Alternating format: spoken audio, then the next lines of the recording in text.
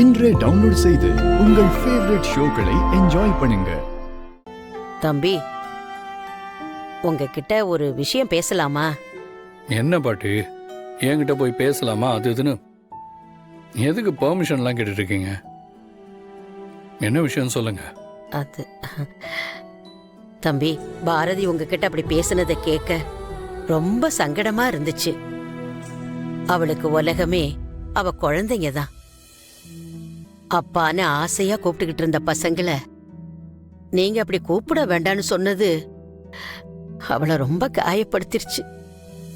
நேத்து நீங்க பசியில இருக்கீங்கன்னு தெரிஞ்சதும் அவளோட அந்த காயம்பட்ட காலோட அந்த நேரத்துல போய் சமையல் கட்டுல நின்னு உங்களுக்காக அவள் உப்புமா செஞ்சு கொடுத்து உங்களை பசியாத்த சொன்னதே பாரதி தான்.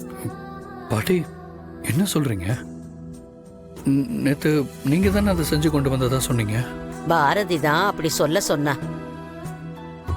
உங்க பசி அறிஞ்சவ பாரதி. அதே மாதிரி உங்க மனசுக்குள்ள நீங்க என்ன நினைக்கிறீங்க, என்ன யோசிக்கிறீங்கன்னு எல்லாமே அவளுக்கு தெரியும். அதனால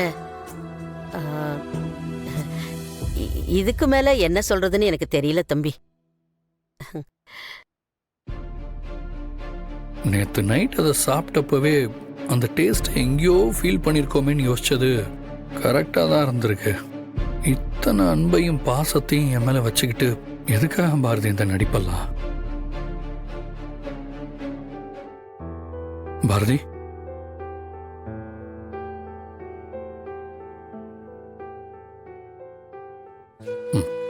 எதுக்காக பாரதி இந்த வேஷம்? இல்லை, எனக்கு தெரியல. நீங்க என்ன ட்ரை பண்றீங்க? நேற்று நைட்டு நான் பசியில் இருக்கேன்னு தெரிஞ்சுக்கிட்டு எனக்காக சமைச்சு கொடுத்தது நீங்க தான் தெரிஞ்சுக்கிட்டேன். பாட்டி கிட்ட நான் அவ்வளோ சொன்னப்புறமும் பாட்டி போய் ஆதி கிட்ட சொல்லிருக்காங்க. ஆனா ஒரு விஷயம், சம்பந்தமே இல்லாத உங்களோட நான் இவ்வளோ தூரம் கனெக்டா இருக்கிறதுக்கு கண்டிப்பா ஏதோ ஒரு காரணம் இருக்குன்னு எனக்கு தெரியும். அது கண்டிப்பா ஒரு நாள் தெரிய வரும். சார், போதும் சார். இப்ப இத சொல்றதுக்காக தான் இங்க வந்தீங்களா? ஆமா சார், நேத்து நைட்டு நான் தான் சமைச்சு கொடுத்தேன்.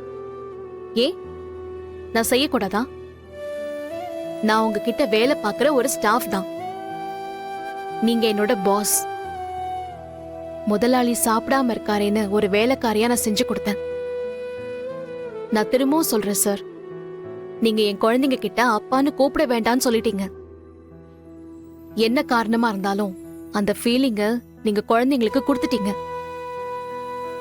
அதோட எல்லாம் முடிஞ்சிருச்சு சார். இந்த வீட்ல சமைக்கிறதுக்கும் சேர்த்து வேணா நீங்க எனக்கு சம்பளம் கொடுத்துருங்க. அந்த வேலை செய்யறதுல எனக்கு எந்த பாதிப்பும் இருக்காது.